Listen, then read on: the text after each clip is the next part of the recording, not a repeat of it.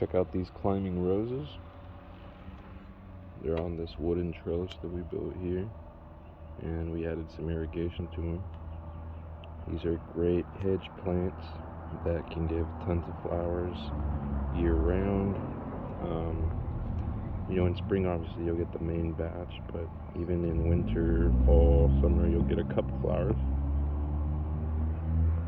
And then these don't have as much spines as the forms that are bushy, because these are vining roses.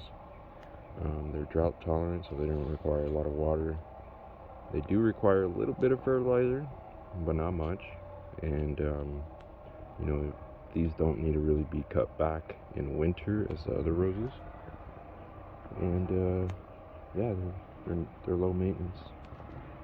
We haven't really done much to them since we planted them, and they're going up the trellis. Give it a try if you're looking for a trellis plant.